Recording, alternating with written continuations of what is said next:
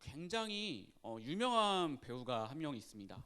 이 배우는 자신의 어떤 유행어 때문에 CF도 많이 찍고 그리고 좀 많은 인기를 얻었어요.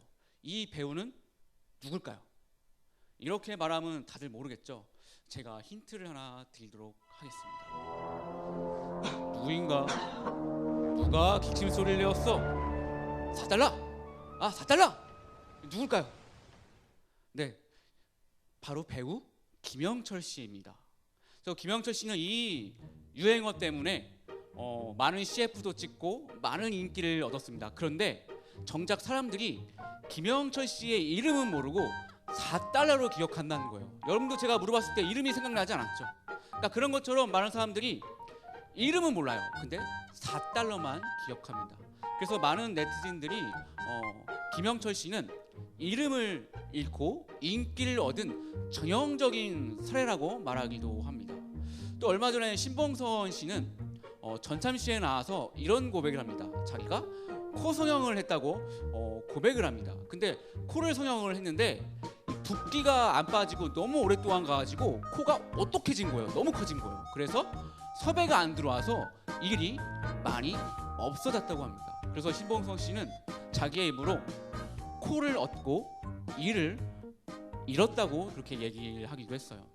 또 얼마 전에는 세계일보에 이런 기사가 났습니다. 저게 뭐냐면 직장을 얻고 머리카락을 잃었다.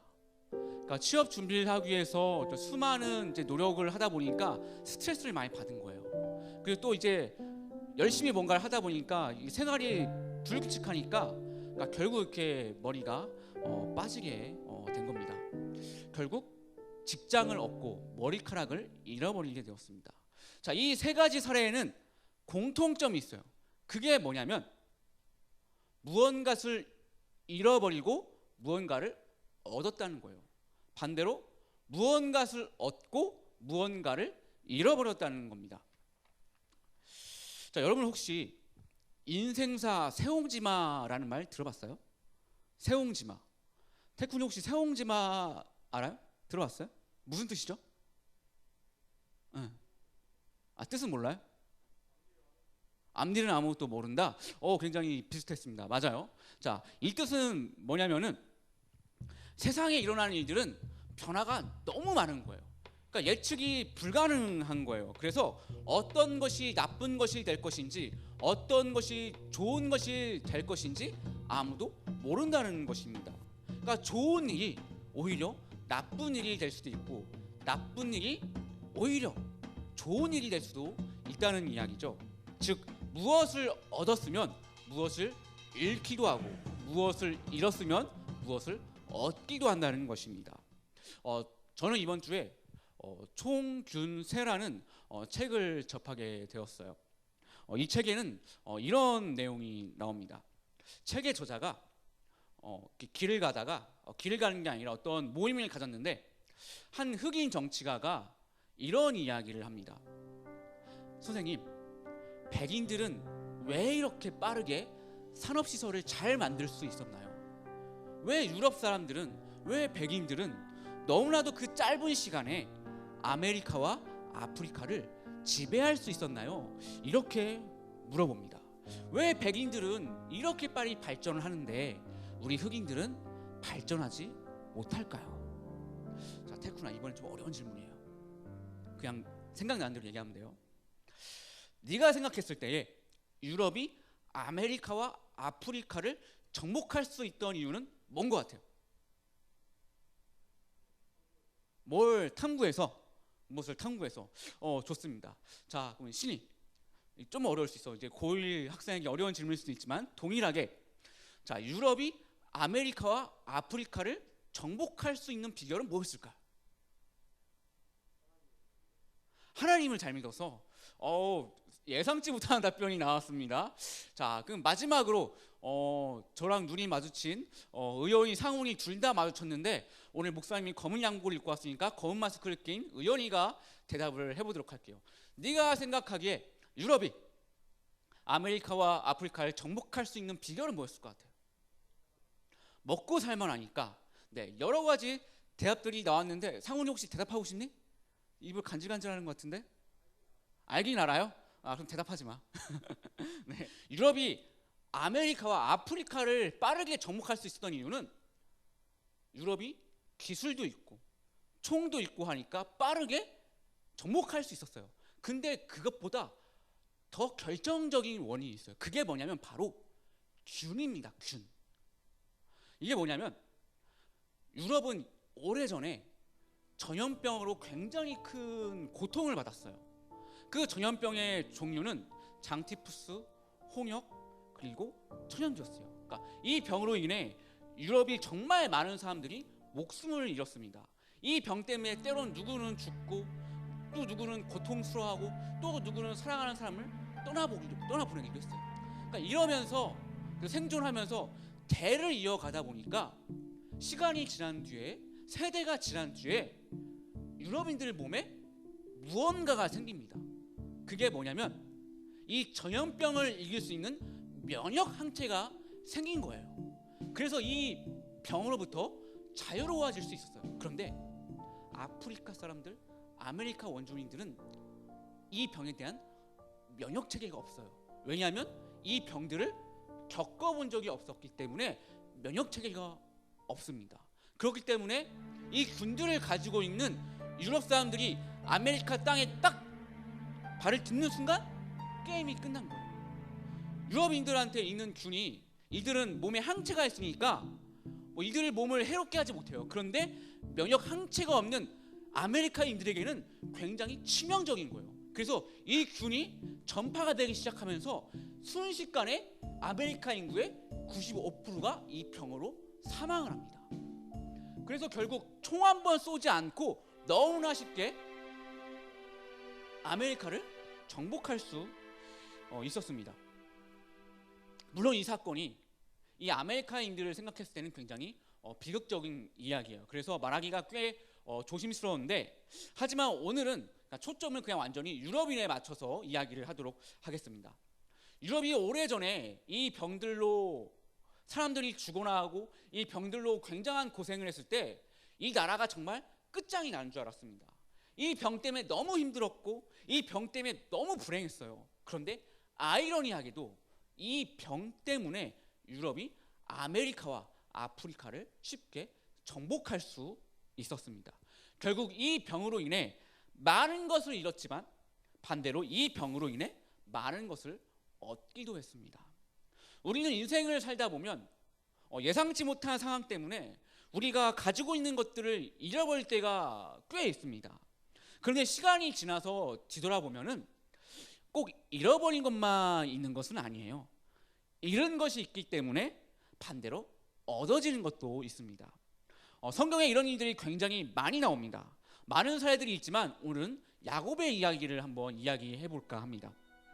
여러분 다 알겠지만 야곱은 아버지를 속여서 형의 장자권을 이렇게 뺐습니다. 그러니까 사기를 쳐서 뺏은 거죠. 근데 이 사실을 형 에서가 알고 빠개칩니다. 그래서 이 동생을 죽이려고 막 계획을 세워요. 그러니까 이 동생 야곱이 이 사실을 알고 외삼촌이 있는 지역으로 도망을 갑니다. 그렇게 외삼촌을 만났는데 외삼촌은 이 야곱보다 더 악랄한 사기꾼이었어요. 그래서 야곱의 등에 빨대를 쫙 꽂아버리고 쭉쭉쭉 빨기 시작합니다. 그래서 야곱은 이 삼촌한테 속아서 14년 동안 노동을 해야 했어요. 굉장히 오랫동안. 그렇게 노동을 하면서 자기 삼촌한테 수많은 것들을 강탈당했지만 그래도 나중에는 시간이 지나서 반대로 또 삼촌한테 사기를 쳐서 많은 재산을 가지고 도망을 치게 됩니다.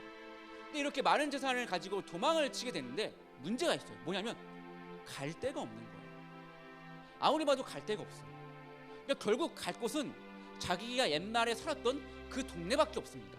근데 그 지역으로 돌아가려고 하는데 뭐가 한 가지 딱 걸려요. 뭐가 걸릴까요? 옛날에 사기를 쳐서 장자권을 강탈해서 나를 죽이려고 했던 그 형이 떠오르는 겁니다. 분명히 형이 나를 보면 나를 죽이려고 할 텐데 이거 어떡하지? 이거 어떡하면 좋지? 그래서 야곱이 자기 종들을 보냅니다. 그래서 자기 종들한테 이렇게 말을 합니다. 뭐라고 이렇게 말을 하냐면은, 자, 형님, 동생 야곱이 문안드립니다. 저는 지금까지 라반 외삼촌과 함께 살았는데 이제 저에게도 소와 나귀와 양과 염소와 남녀 종들이 있습니다. 내가 형님의 너그러운 사랑을 바라고 이렇게 사람을 보내 안부를 전합니다. 야곱은 두 종을 보내고 굉장히 긴장된 마음으로 막 기다려요. 혹시 우리 형이 내 종들을 죽이는 것은 아니겠지? 혹시 내 종들에게 너를 죽일 거야라는 그런 메시지를 보내는 것이 아니겠지? 굉장히 긴장되고 두려운 마음으로 막 기다립니다. 근데 그렇게 기다리다 보니까 저기 멀리서 종들이 이렇게 오고 있어요. 물어봅니다. 야, 어떻게 됐어? 야, 우리 형이 뭐라 그러더냐? 그러니까 이 종들이 이렇게 말합니다. 주님, 지금 당신의 형이 400명의 장정들을 데리고 이곳으로 오고 있습니다. 그러니까 야곱이 이 얘기를 듣자마자 겁에 질리고 두려움을 느끼기 시작합니다. 그냥 자기를 보러 오는 거면은 그러니까 종들 그냥 몇 명 데리고 오면 되는데 400명이나 데리고 온다는 것은 나를 치겠다는 거잖아요. 그러니까 그런 두려움을 느낀 야곱은 자기 혼자만의 시간을 보냅니다. 자기 혼자만의 시간을 보내고 있는데 갑자기 뒤에 어떤 사람이 나타나서 야곱을 치더니 갑자기 씨름을 시작합니다. 근데 씨름을 하던 야곱은 직감적으로 알았던 것 같아요. 지금 내가 씨름을 하고 있는 대상은 인간이 아니라 하나님의 천사이다. 그렇기 때문에 내가 여기서 지면은 나의 인생이 끝날 수도 있어. 이런 직감을 했던 것 같습니다. 그래서 야곱은 정말 열심히, 정말 지독하게 지지 않기 위해서 계속 막 매달립니다. 계속 늘어지자 천사는 이거 안 되겠다, 이거 큰일 나겠다 싶었는지 야곱의 엉덩이 뼈를 그냥 때려버립니다. 이때 야곱은 엉덩이 뼈를 맞아서 심하게 다쳐가지고 평생 다리를 절게 됩니다. 하지만 야곱은 엉덩이 뼈를 맞았음에도 불구하고 큰 고통을 당했음에도 불구하고 계속 지독하게 천사를 붙잡고 놔주지 않아요. 그러다 천사가 야곱에게 이렇게 말을 합니다. 날이 새려고 하니까 제발 날 좀 놔줘라. 그러자 야곱은 이렇게 말을 해요. 당신이 나를 축복해 주지 않으면 나는 절대로 당신을 보낼 수 없습니다. 이때 천사가 이런 말을 합니다. 오늘 본문의 말씀이죠. 내가 하나님과 겨루어서 이겼고 사람과도 겨루어서 이겼으니 이제 내 이름은 야곱이 아니라 이스라엘이다. 이후 야곱은 기적적으로 형과 화해를 하고 정착하여서 잘 살게 됩니다. 여러분, 야곱의 인생이 어떻게 보입니까? 야곱의 인생을 비극적으로 바라보면은 정말 한도 끝도 없이 비극적이에요. 삼촌에서 사기를 당해서 14년의 청춘을 그냥 날려버리잖아요. 여러분이 사기를 당해서 그 14년 동안 빚을 갚아야 된다고 생각을 해보세요. 학교도 못 가고 친구들과 만나지도 못하고 그 흔한 PC방 카페도 가지 못하고 대학은커녕 꿈도 없이 14년 동안 계속 빚을 갚기 위해서 일만 해야 된다고 생각을 해보세요. 얼마나 비극적인 인생입니까? 그런데 또 이제 좀 살만하니까 갑자기 천사가 와가지고 엉덩이 뼈를 팍 때리더니 장애인으로 만들잖아요. 아니, 보통 우리가 알고 있는 천사는 대부분 우리를 수호해 주거나 아니면 우리에게 좋은 것을 주잖아요. 그런데 얼마나 운이 없었으면, 얼마나 그 인생이 비참한 새드의 인생이 이어질 것이 예상이 되면은 천사를 만났는데 천사인데 두들겨 맞아가지고 다리를 절게 됩니까? 아니, 이 정도면은 하나님이 버린 거 아니에요? 아니, 천사도 하나님이 시켰으니까 때렸을 거 아니에요. 그러니까 이 정도면은 하나님이 버린 인생처럼 보인단 말이죠. 그러니까 진짜 완전 불행의 소스라는 소스를 다 때려 넣은 어떤 잡탕 같은 인생이 바로 야곱의 인생이에요. 그런데 이 불행이 야곱에게 많은 것을 뺏어가기만 한 것은 아닙니다. 이 사건 때문에 야곱이 얻은 것도 분명히 있어요. 여러분, 야곱이 살던 시대에는요, 잘 살기 위해서는 두 가지를 잘해야 돼요. 사냥을 잘하거나 아니면 가축을 잘 키우는 그런 기술을 가지고 있어야 합니다. 그러니까 둘 중에 하나는 잘해야 돼요. 근데 야곱은 이 두 개 다 잘 못하는 사람이었습니다. 이 두 개에 전혀 관심도 없고 재능도 없는 그런 사람이었어요. 그런데 14년 동안 삼촌 라반 밑에서 일을 하면서 가축을 키우는, 가축을 잘 양육하는 기술을 많이 습득을 합니다. 그것이 밑천이 되어서 야곱이 부자가 될 수 있었어요. 또 여러분, 형 에서가 왜 야곱을 용서했을 것 같아요? 어떻게 화해를 하게 되었을까요? 그 계기가 뭘까요? 하나님이 갑자기 에서에게 동생을 용서하는 마음을 주셨을까요? 아니면 하나님이 에서의 꿈에 나타나가지고 이제 너의 동생을 그만 용서하여라 이랬을까요? 어떤 이유로 에서는 동생을 용서할 수 있었을까요? 저는 처음에 이 에서가 야곱을 용서한 이유가 선물을 줘서 그런 줄 알았어요. 왜냐하면 초반에 이 야곱이 형의 어떤 마음을 누그러뜨리려고 선물을 계속 보내요. 그래서 저는 이 선물 때문에 에서의 마음이 누그러들었나 그런 생각을 했는데 그게 아니었어요. 여러분 생각을 해봐요. 나한테 사기를 쳐서 나한테 많은 것을 뺏어간 동생이 몇십 년 뒤에 다시 돌아왔는데 부자가 되어 있어. 부자가 돼서 나한테 선물을 줘. 그러면 그 선물을 받았을 때 기분이 좋을까요? 저는 기분이 결코 좋을 것 같지 않습니다. 여러분은 여러분에게 피해를 줬던 사람이 잘 살았으면 좋겠습니까? 아니면은 그 벌로 불행했으면 좋겠습니까? 여러분 학교에서 폭력을 일삼은 일진들이 연예계에 진출해서 아이돌이 되어서 잘 먹고 잘 살았으면 좋겠습니까? 아니면 그 벌로 인해 불행했으면 좋겠습니까? 대다수의 사람들은 나에게 고통을 준 사람들이 잘 사는 것이 아니라 행복한 게 아니라 불행하게 원합니다. 이게 인간의 마음이에요. 그렇기 때문에 에서 역시 동생이 불행하길 바라지 잘 살길 바라진 않았을 거예요. 그런데 이렇게 선물을 잘 살았다고 자기 부자 되었다고 선물을 주면은 더 기분이 안 좋을 거란 말이죠. 그런데 에서가 마침내 야곱을 만나는데 야곱이 어떻게 다가옵니까? 엉덩이뼈를 맞아가지고 불구가 되었잖아요. 절뚝절뚝 걸어옵니다. 그 부자가 되었다고 하지만 지금 야곱의 행색을 보니까 너무나 고생을 많이 한 그런 모습입니다. 그러니까 누가 봐도 내가 이것을 직접 보지는 않았지만은 분명히 얘는 엄청 고생을 했겠구나 그런 뉘앙스가 막 풍기는 거예요. 그런데 다가올 때 이렇게 절뚝절뚝 이렇게 걸어오니까 불구자의 모습을 걸어오니까 이 에서가 야곱을 봤을 때 불쌍한 마음과 치근한 마음, 민망한 마음이 드는 겁니다. 그래서 에서의 마음이 이렇게 누그러들었습니다. 그래서 이것 때문에 에서는 야곱을 용서할 수 있게 되었고 야곱은 이 길을 잘 모면하고 정착해서 잘 살게 되었습니다. 여러분 우리는 인생을 살다 보면 야곱과 같은 어려움이 우리를 찾아옵니다. 그 어려움은 우리에게서 많은 것을 뺏어갈 때가 굉장히 많이 있습니다. 때로는 물질을 뺏어가고 때로는 건강과 명예를 뺏어가고 때로는 사랑을 뺏어가기도 합니다. 그럴 때는 우리는 그 빼앗긴 것을 바라보며 잃어버린 것을 바라보며 좌절하기도 하고 때로는 절망하기도 합니다. 그런데 그것들을 빼앗겼다고 해서요 우리의 인생이 완전 무너지는 것은 아닙니다. 인생의 어려움이 나의 삶을 흔든다고 해서 우리에게 절망만 주어지는 것이 아니라는 이야기예요. 우리가 어려움을 겪었기 때문에 얻는 것도 분명히 있습니다. 우리의 삶이 흔들렸기 때문에 좋아진 것도 분명히 있습니다. 그렇기 때문에 우리는 고난 가운데 있을 때에 내가 잃은 것에만 집중하는 게 아니라 그 고난 이면에 있는 긍정적인 것들을 바라보며 그것을 찾을 수 있어야 합니다.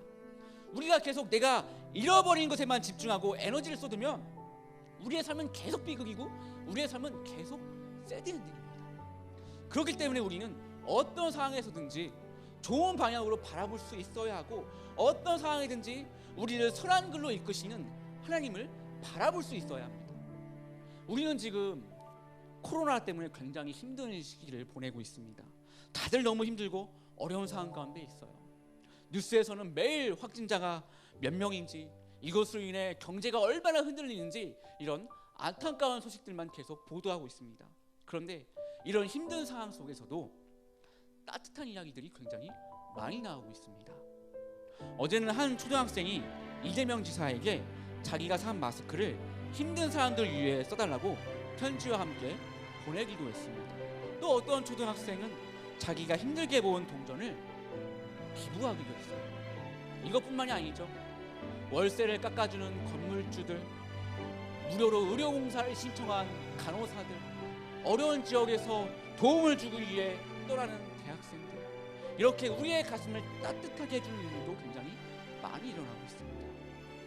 여러분, 일기는 때론 우리가 보지 못한 것을 보여주기도 하고요, 우리가 생각지도 못한 것을 얻게도 해줍니다. 오늘 살펴본 야곱의 인생은 항상 위기였습니다. 하지만 야곱의 위기는 야곱에게 소중한 것을 주기도 했어요. 그렇기 때문에 우리가 위기를 만났을 때에 한없이 비극적인 모습만 바라보는 것이 아니라 위기 이면에 있는 긍정적인 부분에 더 집중하여 이 위기를 잘 이겨나가는 우리 모두가 되기를 하나님은 간절히 원하십니다. 기도하겠습니다.